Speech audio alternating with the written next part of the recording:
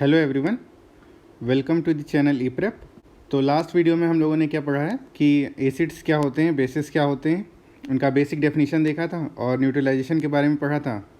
और कुछ चीज़ें ये भी देखी थी कि किस चीज़ में क्या कौन सा एसिड होता है, कौन सा बेस प्रेजेंट होता है। जैसे कि हमारा टोमेटो में कौन सा एसिड प्रेजेंट है, ऑक्जेलिक एसिड, ठीक है। और वैसे ही एस्कॉर्बिक एसिड किस में प्रेजेंट होता है, आंवला में प्रेजेंट होता है। तो ऐसे हमने बहुत सारी चीज़ें देखी थी कि किस चीज़ में क्या प्रेजेंट है, ठीक है। जैसे कि हमारा रॉ मैंगोज़ में कौन सा एसिड प्रेजेंट होता है, टार्टेरिक एसिड, क्लियर है। तो अब हम लोगों ने न्यूट्रलाइजेशन रिएक्शन देख लिया था, ठीक है। अब उसकी एप्लीकेशन के बारे में देखते हैं। तो जैसे आप देखते हैं हम लोग कि एप्लीकेशन ऑफ न्यूट्रलाइजेशन कहाँ पे है। जैसे इनडाइजेशन एग्जाम्पल पिछली बार बताया था कि मिल्क ऑफ मैग्नीशिया यूज़ होता है, ठीक है। तो जैसे हमारा एसिडिटी बन जाती है, हमारे पेट में एसिडिटी जब हो जाती है तो हम लोग क्या लेते हैं, इनो लेते हैं। तो इनो में एक्चुअली में क्या होता है, बेस होता है। तो वो हमारे एक्सेस एसिड को क्या कर देता है, ख़त्म कर देता है, ठीक है। क्योंकि जब भी एसिड को क्या मिलेगा, बेस मिलेगा, तो दोनों आपस में एक दूसरे को ख़त्म कर देंगे और क्या बनाएंगे, सॉल्ट बनाएंगे और क्या बनाएंगे, वाटर बनाएंगे, क्लियर है। तो जब हमारा स्टमक का जो एसिड एक्सेस बना था, जब उसको क्या मिला, हमने इनो से बेस लिया, ठीक है। तो ये दोनों आपस में क्या कर देंगे, ख़त्म हो जाएंगे और फिर क्या बन जाएगा, सॉल्ट बन जाएगा और वाटर बन जाएगा। इसका मतलब ये है कि हमारे पेट की जो स्टमक की जो एसिडिटी थी वो क्या हो गई, ख़त्म हो गई, क्लियर है। तो ये हमारा एप्लीकेशन ऑफ न्यूट्रलाइजेशन है। तो इनडाइजेशन जब भी होता है तो हम लोग क्या लेते हैं, एक एंटासिड लेते हैं। और एंटासिड क्या होता है एक्चुअली में, जैसे हमारा बेस होता है, क्लियर है।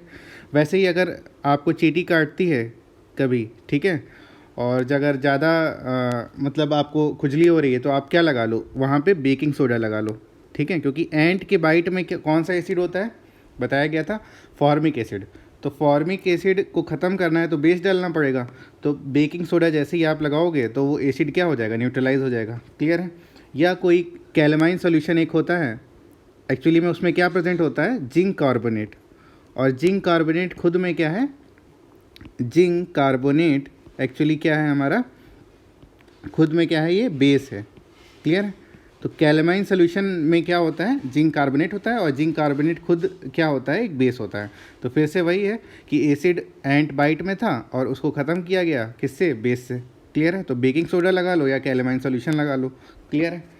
तो ये हमारा एप्लीकेशन न्यूट्रलाइजेशन हो गया। वैसे ही सॉइल ट्रीटमेंट, तो सॉइल ट्रीटमेंट का मतलब ये है कि जो हमारे ट्रीज़ होते हैं, ठीक है, जो हमारे प्लांट्स होते हैं, इनके लिए जो मिनिमम जो हमें क्या चाहिए, रिक्वायरमेंट है, वो सॉइल कैसी होनी चाहिए, नाइदर एसिडिक और नॉर वेरी बेसिक, क्लियर है। मीन्स जो सॉइल होनी चाहिए वो नाइदर वेरी एसिडिक होनी चाहिए, ना ही बहुत ज़्यादा एसिडिक हो और ना ही बहुत ज़्यादा क्या हो, बेसिक हो, ठीक है। तो एक न्यूट्रल सॉइल चाहिए होती है जनरली हम लोग को, ठीक है। किसके लिए, प्लांट्स और ट्रीज़ की क्या ग्रोथ कराने के लिए, ठीक है। तो अगर मान लेते हैं सॉइल बहुत ज़्यादा बेसिक है, अगर सॉइल कैसी है, बहुत ज़्यादा बेसिक है, तो उसमें क्या ऐड कर दो, उसमें ऑर्गेनिक मैटर ऐड कर दो, ठीक है। तो ऑर्गेनिक मैटर में क्या एक्चुअली होता है, एसिड होता है। तो ऑर्गेनिक मैटर क्या करेगा कि जो बेसिक सॉइल में जो एक्स्ट्रा बेस है उसको ख़त्म कर देगा। क्यों, क्योंकि ऑर्गेनिक मैटर में खुद क्या होता है, एसिड होता है। वैसे ही अगर हमारे पास क्या है, एसिडिक सॉइल है, तो एसिडिक सॉइल है अगर, तो एसिडिक सॉइल को ख़त्म करना है तो उसमें क्या ऐड कर दो, क्विक लाइम ऐड कर दो या स्लेक्ड लाइम ऐड कर दो, क्लियर है। तो क्विक लाइम एक्चुअली में क्या होता है, CaO होता है, क्या होता है, कैल्शियम ऑक्साइड।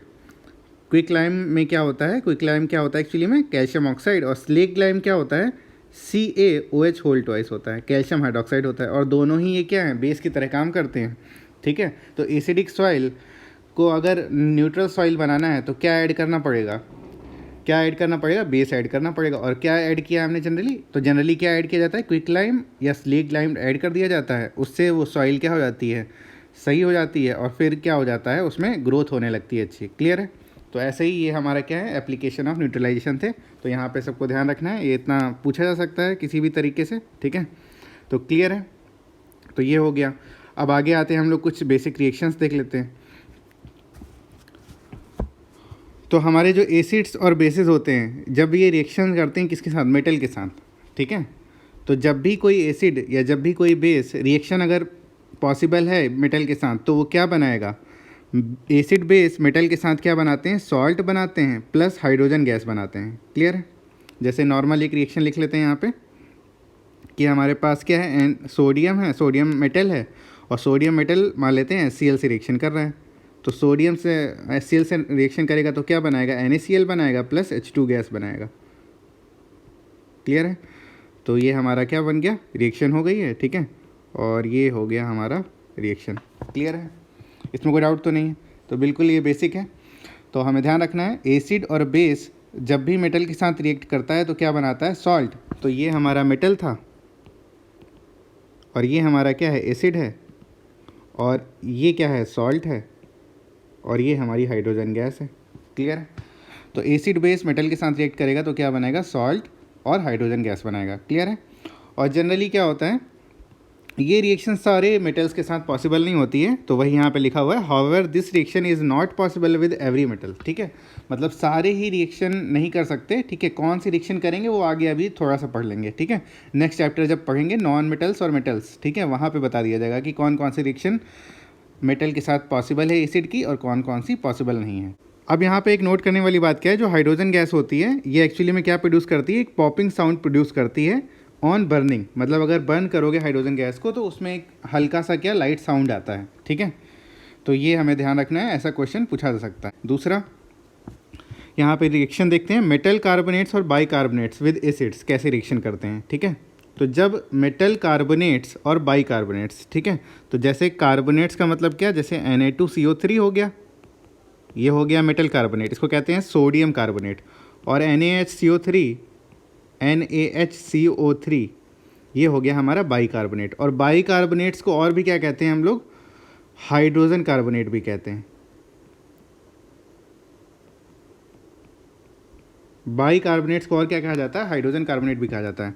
तो ये जैसे हमारे एग्जांपल है, Na2CO3 हमारा क्या है, सोडियम कार्बोनेट, और NaHCO3 क्या है, सोडियम हाइड्रोजन कार्बोनेट या सोडियम बाइकार्बोनेट। ठीक है, तो जब भी कार्बोनेट और बाइकार्बोनेट रिएक्शन करते हैं एसिड से तो क्या बनाते हैं, सॉल्ट बनाते हैं, वाटर बनाते हैं और कार्बन डाइऑक्साइड बनाते हैं। ठीक है, ये हमें ध्यान रखना है। क्लियर है। तो जैसे हमारा एग्जांपल जैसे हमने बताया वही कि जैसे Na2CO3 है, तो जब ये रिएक्शन करेगा किसके साथ, मान लेते हैं HCl के साथ। HCl क्या है, एसिड है, तो ये क्या बनाएगा, NaCl बनाएगा। NaCl क्या है हमारा, सॉल्ट है, तो सॉल्ट बनेगा प्लस क्या बनेगा, वाटर बनेगा, प्लस क्या बनेगा, कार्बन डाइऑक्साइड गैस बनेगी। ठीक है, तो ये इवॉल्व होगी गैस, तो CO2 गैस हमारी इवॉल्व होगी। तो जब भी metal carbonate metal bicarbonate reaction करेगा किसके साथ, एसिड के साथ, तो क्या बनाएगा, सॉल्ट बनाएगा, CO2 बनाएगा और H2O बनाएगा। तो ये बिल्कुल बेसिक रिएक्शंस हैं, ये हमें ध्यान रखना है, क्योंकि क्वेश्चन डायरेक्टली पूछा जा सकता है कि एसिड जब मेटल कार्बोनेट से रिएक्शन करता है तो क्या बनता है, कार्बन डाइऑक्साइड गैस बनती है या नहीं बनती है। क्लियर है, तो ऐसा हमें ध्यान रखना है। अब यहाँ पे कुछ पॉइंट्स यहाँ पे लिखे गए हैं, वो हमें बिल्कुल ध्यान रखने हैं कि lime water on passing carbon dioxide gas through it becomes milky. ठीक है, तो लाइम वाटर एक्चुअली में क्या होता है, लाइम वाटर होता है CaOH होल ट्वाइस। तो CaOH होल ट्वाइस में जब आप क्या डालोगे, CO2 गैस पास करोगे। ठीक है, मान लेते हैं बीकर में रखा हुआ है और आप उसमें एक स्ट्रॉ लेके फूंक रहे हो। ठीक है, तो आप फूकोगे तो आपकी जो एयर है उसमें से क्या निकलेगी, अंदर से आपकी निकल रही है क्या, CO2 गैस। ठीक है, तो वो फिर क्या बन जाएगा, मिल्की बन जाएगा। क्यों, क्योंकि फिर आपका किसका प्रोडक्शन हो जाएगा, कैल्शियम कार्बोनेट का। क्लियर है। तो जब भी लाइम वाटर में CO2 गैस पास करी जाती है तो वो कैसा हो जाता है, मिल्की हो जाता है। मिल्की मतलब वो दूध की तरह दिखने लगता है। किस वजह से, क्योंकि कैल्शियम कार्बोनेट का प्रोडक्शन हो जाता है। ठीक है, क्लियर है। तो बिल्कुल ध्यान रखना है, ये रिएक्शन हमें ध्यान रखनी है कि स्लेक्ड लाइम या लाइम वाटर, ठीक है, स्लेक्ड लाइम और लाइम वाटर एक ही चीज़ है। ठीक है, तो कैल्शियम हाइड्रोक्साइड में अगर क्या पास करोगे, कार्बन डाइऑक्साइड गैस पास करोगे तो क्या बन जाएगा, कैल्शियम कार्बोनेट बन जाएगा, और उसी की वजह से वो सोल्यूशन कैसा हो जाएगा, मिल्की। क्लियर है। और हमें यहाँ पे फैक्ट क्या है कि quick lime is used for white washing. ठीक है, वाइट वॉशिंग क्या होती है, जो आप चूने की पुताई होती है। ठीक है, जो चूने का पुताई किया जाता है वो उसमें क्या यूज़ किया जाता है, क्विक लाइम। तो क्विक लाइम क्या होता है, क्विक लाइम होता है कैल्शियम ऑक्साइड CaO। तो CaO यूज़ किया जाता है किसके लिए, वाइट वॉशिंग के लिए। ठीक है, तो जब क्विक लाइम को वाटर में डिजोल्व किया जाता है तो क्या प्रोड्यूस करता है, स्लेक्ड लाइम प्रोड्यूस करता है। स्लेक्ड लाइम क्या है, CaOH whole twice calcium hydroxide, slaked lime को और भी क्या कहते हैं हम लोग, लाइम वाटर भी कहते हैं, और हीट प्रोड्यूस करता है। ठीक है, तो जब क्विक लाइम CaO को किस में डिज़ोल्व किया जाएगा, वाटर में, तो क्या बनाएगा, कैल्शियम हाइड्रोक्साइड बनाएगा, CaOH होल ट्वाइस बनाएगा, जो कि एक्चुअली में क्या है, स्लेट लाइम, और हीट प्रोड्यूस करेगा। ठीक है, तो आप जैसे आप जब भी चूने की पुताई की हो आपने, तो क्या होगा कि जब आपके पास जो चूना होता है, चूने को जब पानी में डालते हैं तो क्या होता है कि वो जो जिस कंटेनर में डाल रहे हो वो क्या हो जाता है, गर्म हो जाता है। ठीक है, तो किस वजह से गर्म होता है, क्योंकि वहाँ पे हीट क्या हो रही है, इवॉल्व हो रही है। तो ये रिएक्शन कैसी है, फिर से एक्सोथर्मिक रिएक्शन है। ठीक है, एक्सोथर्मिक रिएक्शन में क्या होता है, हीट इवॉल्व होती है, ये पहले बताया गया पिछले क्लास में। क्लियर है, तो ये हमें ध्यान रखना है, बिल्कुल ईजी है, ये दोनों चीज़ें ध्यान रखनी है कि लाइम वाटर में अगर CO2 गैस पास होती है तो मिल्की बन जाता है। मिल्की किस वजह से, क्योंकि कैल्शियम कार्बोनेट बनने लगता है। ठीक है, और क्विक लाइम को अगर पानी में डिज़ोल्व करते हैं, ठीक है, तो क्या बन जाता है, स्लेग लाइम। स्लेग लाइम क्या होता है, CaOH होल ट्वाइस होता है, जो कि कैल्शियम हाइड्रोक्साइड होता है, और साथ में क्या प्रोड्यूस होती है, हीट प्रोड्यूस होती है। और यहाँ पे एक फैक्ट याद रखना है कि मेटालिक ऑक्साइड्स, जितने भी मेटालिक ऑक्साइड्स होते हैं, ठीक है, वो कैसे होते हैं, बेसिक इन नेचर होते हैं, मतलब वो बेस होते हैं। और नॉन मेटालिक ऑक्साइड्स कैसे होते हैं, एसिडिक इन नेचर। जैसे हम एग्जांपल से देख लेते हैं। अब मेटालिक ऑक्साइड क्या है हमारा, मेटालिक ऑक्साइड क्या है, CaO हमारा मेटालिक ऑक्साइड है। ठीक है, तो कैल्शियम क्या है, मेटल है, और कैल्शियम का ऑक्साइड क्या हो गया, मेटालिक ऑक्साइड। ठीक है, कैल्शियम ऑक्साइड। तो ये कैसा है, बेसिक है, मतलब ये बेस बनाएगा। अगर वाटर में डिज़ोल्व करोगे तो क्या बनाएगा, बेस। तो अब ऐसे ही क्या हो गया, जैसे नॉन मेटल ले लेते हैं, जैसे सल्फ़र हमारा क्या है, नॉन मेटल, तो सल्फ़र का ऑक्साइड क्या है, सल्फ़र डाइऑक्साइड। ठीक है, तो ये नॉन मेटालिक ऑक्साइड हो गया। तो इसका जो एसिड बनता है जनरली वाटर में जब डिज़ोल्व करोगे तो ये क्या बनाएगा, एसिड बनाएगा, और जनरली क्या बनाता है, H2SO3 बनाता है, इसको कहते हैं सल्फरस एसिड। ठीक है, तो ये हमारे क्या है, देख सकते हैं कि मेटालिक ऑक्साइड्स कैसे होते हैं, बेसिक इन नेचर होते हैं, और ये क्या है हमारा नॉन मेटालिक ऑक्साइड कैसा बनाता है, एसिड बनाता है। क्लियर है। अब नेक्स्ट फैक्ट देखते हैं यहाँ पे क्या लिखा हुआ है कि the process of dissolving an acid और base in water is highly exothermic. इसका मतलब ये है कि अगर एसिड बेस में वाटर ऐड करोगे तो हीट क्या होगी, निकलेगी, हीट निकलेगी, मतलब हीट इवॉल्व होगी। तो ये प्रोसेस कैसा है, मतलब ये डेंजरस प्रोसेस है कि अगर मान लेते हैं आपने अचानक से एसिड रखा हुआ बीकर में, सिर्फ एसिड रखा हुआ और उसमें पानी ऐड कर दिया, तो अचानक से क्या हो सकता है कि बहुत ज़्यादा गर्म हो जाए और उससे आपको क्या हो जाए, शायद जल जाओ। क्लियर है, इसमें सबको समझ आ रहा है। तो इस वजह से क्या बोला जाता है कि जनरली एसिड में वाटर नहीं ऐड करना चाहिए। क्या बोला जाता है, एसिड में वाटर नहीं ऐड करना चाहिए, बल्कि वाटर में धीरे धीरे क्या डालना चाहिए, एसिड डालना चाहिए। ठीक है, अगर आपको एसिड को डाइल्यूट का मतलब क्या कि प्योर एसिड को क्या करना है, आपको उसकी स्ट्रेंथ कम करनी है। ठीक है, मतलब प्योर एसिड में हल्का पानी ऐड करना है, ऐसा मान लो, उसको डाइल्यूशन कहते हैं। ठीक है, तो अब क्या है कि अगर आपका एसिड रखा हुआ है बीकर में और ऊपर से पानी डाल रहे हो, तो ये प्रोसेस क्या है, गलत है। ठीक है, आपको क्या करना है, पानी के अंदर क्या ऐड करना है, धीरे धीरे एसिड ऐड करना है। ठीक है, तो नीचे बीकर रखा हो, ऊपर से एसिड आप ड्रॉप बाय ड्रॉप क्या करो, ऐड करो। क्लियर है, तो ये प्रोसेस डाइल्यूशन का क्या है, सही है। ठीक है, तो वही यहाँ पे लिखा हुआ है कि means acid and base should be added to water slowly, not the water to an acid base. इसका मतलब ये कि वाटर बीकर में रखा हो, ठीक है, और उसके अंदर आप एसिड और बेस ऐड करो बाय ड्रॉप। क्लियर है, और ना कि ऐसा नहीं करना है कि एसिड नीचे रखा हुआ है बीकर में, आप ऊपर से वाटर ऐड कर रहे हो। ये प्रोसेस क्या है, डेंजरस है। ठीक है, क्योंकि उसमें हीट बहुत ज़्यादा इवॉल्व होगी। क्लियर है, तो इसलिए बोला जाता है कि जनरली वाटर के अंदर क्या ऐड करना है, एसिड ऐड करना है। ठीक है, ना कि एसिड के अंदर वाटर ऐड करना है। क्लियर है, तो इस प्रोसेस को कहते क्या है, डाइल्यूशन कहते हैं। ठीक है, डाइल्यूशन का मतलब एसिड और बेस की स्ट्रेंथ को क्या करना, कम करना। ठीक है, तो क्वेश्चन क्या पूछा जाएगा इससे, अगर पूछा जाएगा कि जब आप एसिड और बेस का डाइल्यूशन कर रहे हो तो क्या करना पड़ेगा, वाटर के अंदर एसिड ऐड करना पड़ेगा या एसिड के अंदर वाटर ऐड करना पड़ेगा। क्लियर है, तो ये वहाँ पे ऑप्शंस ऐसे ही कुछ बनाए होंगे। ठीक है, हमें ध्यान रखना है, तो ये हमें ध्यान रखना था, एक पॉइंट हमने बता दिया। अब आगे बात करते हैं पीएच स्केल की। ठीक है, पीएच स्केल एक्चुअली में क्या होता है, ये क्यों यूज़ किया जाता है, for measuring hydrogen ion concentration in the solution. ठीक है, पीएच स्केल का मतलब क्या है कि आप H पॉजिटिव आयन का कॉन्सेंट्रेशन देख रहे हो। कॉन्सेंट्रेशन से मतलब ऐसे है, एक एग्जांपल से समझ लेते हैं कि मान लेते हैं ऐसे बोला जाए कि 100 ml वाटर में 100 H पॉजिटिव आयन प्रेजेंट है। ठीक है, और एक 100 ml वाटर में, दूसरे 100 ml वाटर में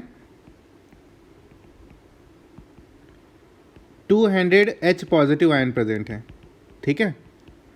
तो किसका कॉन्सेंट्रेशन ज़्यादा होगा, किसका ज़्यादा होगा, जहाँ पे हमारा नंबर ज़्यादा है। तो 200 H पॉजिटिव आयन प्रेजेंट है, इसका मतलब ये ज़्यादा कॉन्सेंट्रेटेड है, ये ज़्यादा क्या है, कॉन्सेंट्रेटेड है as compare to this solution. Clear है।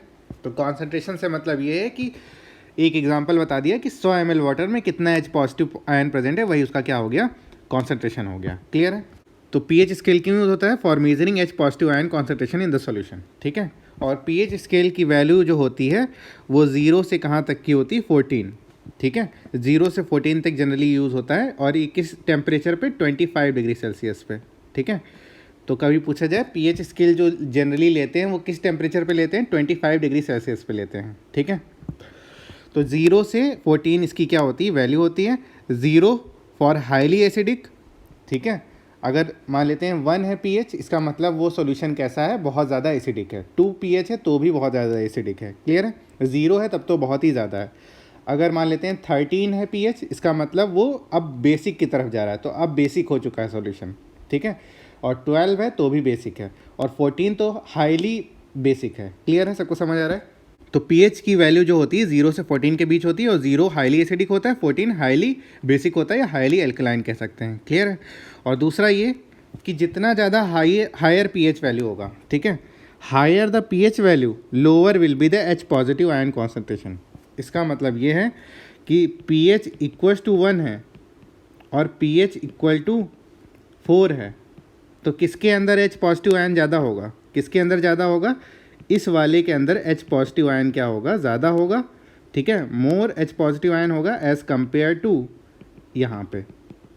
क्लियर है। तो ये हमारा क्या हो गया कि pH जितना ज़्यादा होगा उतना ही कम क्या होता जाएगा, H पॉजिटिव आयन कॉन्सेंट्रेशन कम होता जाएगा, ठीक है।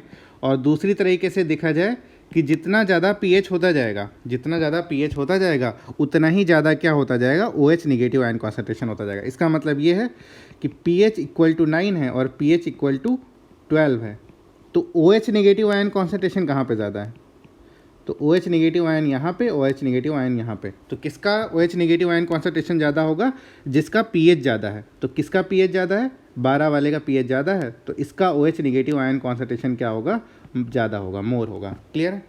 तो यही पे यहाँ पे उल्टा तरीके से बोला गया है कि हायर द pH, जितना ज़्यादा हायर pH होगा उतना ही कम क्या होगा, H पॉजिटिव आयन कॉन्सेंट्रेशन, मगर जितना ज़्यादा हायर pH उतना ही ज़्यादा क्या होगा, OH निगेटिव आयन कॉन्सेंट्रेशन भी क्या होगा, बहुत ज़्यादा होगा। क्लियर है, सबको समझ आ गया है।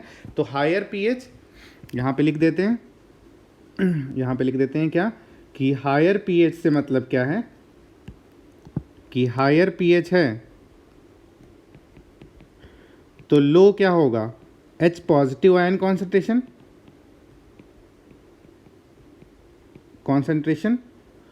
और साथ ही में H पॉजिटिव आयन कॉन्सेंट्रेशन अगर कम होगा तो ज़्यादा क्या होगा, more will be the OH negative ion concentration. Clear है, कॉन्सेंट्रेशन। तो हायर pH से मतलब क्या है कि हायर pH जितना होता जाएगा H पॉजिटिव आयन कॉन्सेंट्रेशन घटता जाएगा और OH निगेटिव आयन कॉन्सेंट्रेशन क्या होता जाएगा, बढ़ता जाएगा।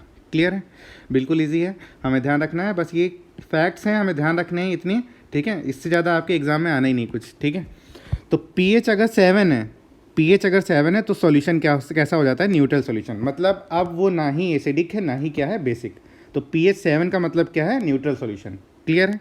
और pH अगर क्या है, लेस देन 7 है, pH अगर लेस देन 7 है तो सॉल्यूशन कैसा हो जाएगा, एसिडिक, और pH अगर मोर देन 7 है तो सॉल्यूशन कैसा हो जाएगा, बेसिक। क्लियर है। तो बेसिक सॉल्यूशन का pH जो होगा वो 7 से ज़्यादा होगा, एसिडिक का pH 7 से कम होगा, और न्यूट्रल सॉल्यूशन का pH जो होता है 7 के बराबर होता है।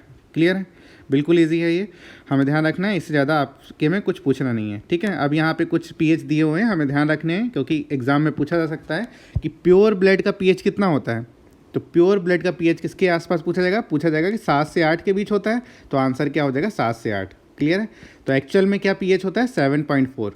तो प्योर ब्लड का pH क्या होता है, 7.4। मिल्क ऑफ मैग्नीशिया क्या था हमारा, MgOH होल ट्वाइस, इसका pH कितना होता है, 10। और लेमन जूस या ऑरेंज जूस का जो pH होता है 2 से 3 के बीच होता है, ठीक है। तो यहाँ पे कितना है 2.2, क्लियर है। तो लेमन जूस, ऑरेंज जूस का जो pH होता है वो 2 से 3 के बीच होता है, तो वही क्या हो गया 2.2 के आसपास, क्लियर है। अब यहाँ पे कुछ फैक्ट्स दिए हुए हैं कि when pH of rain water is less than 5.6, ठीक है। अगर रेन वाटर का pH 5.6 से कम हो जाए तो उस रेन को क्या कहेंगे, एसिड रेन। मतलब एसिड रेन, हर रेन एसिड रेन नहीं होती है, वही रेन एसिड रेन होती है जिसका pH क्या होता है 5.6 से कम होता है, क्लियर है। दूसरा फैक्ट यहाँ पे इंपॉर्टेंट है, पूछा जा सकता है एग्जाम में कि कौन सा प्लेनेट ऐसा है जिसके एटमॉस्फेयर में क्या है, सल्फ्यूरिक एसिड है, ठीक है। तो वीनस के एटमॉस्फेयर जो है वो कैसा बना हुआ है, is made up of thick white yellowish clouds of sulphuric acid, ठीक है। सल्फ्यूरिक एसिड क्या होता है, फॉर्मूला H2SO4। तो वीनस का जो एटमॉस्फेयर है किससे बना होता है, सल्फ्यूरिक एसिड से बना होता है, ठीक है। ये क्वेश्चन हमें पूछा जा सकता है। दूसरा, जो टूथपेस्ट होते हैं ये कैसे होते हैं, क्वेश्चन पूछा जा सकता है कि कैसे होते हैं, बेसिक इन नेचर होते हैं, ठीक है। और pH अपने माउथ का कितना क्या होता है, 5.5 के अराउंड होता है, ठीक है। माउथ का pH नियर अबाउट किसके आसपास होता है, 5.5। इसका मतलब माउथ के अंदर जो हमारा माउथ है वो कैसा होता है, एसिडिक होता है, ठीक है। कैसा होता है, एसिडिक। तो इसका मतलब है अगर ज़्यादा एसिडिक हो जाएगा तो इसका मतलब क्या है, हमारा टूथ का क्या होने लगेगा, डीके होने लगेगा। मतलब जो हमारा टूथ का जो टूथ है उसका क्या होने लगेगा, डीके होने लगेगा। मतलब आपके दांत खराब होने लगेंगे। तो इस वजह से आपको क्या कहा जाता है कि टूथपेस्ट करो। क्यों टूथपेस्ट करो, क्योंकि टूथपेस्ट में क्या होता है, बेस होता है। तो एसिड और बेस क्या करते हैं, रिएक्शन करते हैं और ख़त्म कर देते हैं एक दूसरे को। इस वजह से आपका माउथ का जो अगर एक्सेस एसिड बन गया है माउथ के अंदर, ठीक है, तो वो टूथपेस्ट क्या कर देगा, ख़त्म कर देगा उसको, ठीक है। तो उससे आपका क्या हो जाएगा, दांत खराब नहीं होंगे, क्लियर है। बिल्कुल ईजी है, ये हमें ध्यान रखना है, ठीक है। तो ये हमारे क्या थे, कुछ फैक्ट्स थे। तो एसिड रेन किसको कहते हैं, जब रेन वाटर का pH 5.6 से कम हो जाता है तो वो फिर कैसी रेन हो जाती है, एसिड रेन हो जाती है, ठीक है। और यहाँ पे हमें ध्यान रखना है, प्योर ब्लड का pH किसके आसपास, 7.4 के आसपास, मिल्क ऑफ मैग्नीशिया 10 के आसपास, लेमन जूस 2.2, ठीक है। न्यूट्रल सोल्यूशन किसको कहते हैं, बता ही दिया, 7 pH और लेस देन 7 होता है तो एसिडिक हो जाता है, मोर देन 7 होता है तो बेसिक हो जाता है, ठीक है। pH की मिनिमम वैल्यू कितनी होती है, 0, और मैक्सिमम कितनी होती है, 14, ठीक है। तो ये किस टेम्परेचर पे ली जाती है, 25 डिग्री सेल्सियस पे, ठीक है। ये हमें बिल्कुल ध्यान रखना है। और ये हमारे क्या हो गए, pH के फैक्ट्स हो गए, और ये हमारे कुछ रिएक्शंस थी, ठीक है। तो हमें ये सारी ही चीज़ें याद रखनी है, ठीक है। अब आगे नेक्स्ट क्लास में हम लोग क्या डिस्कस करेंगे, सॉल्ट्स के बारे में डिस्कस करेंगे, ठीक है। तो अभी आप ये वाला वीडियो फिर से क्या एक बार रिवाइज़ कर लेना, देख लेना, ठीक है। और फिर मिलते हैं, चलो ठीक है, थैंक यू।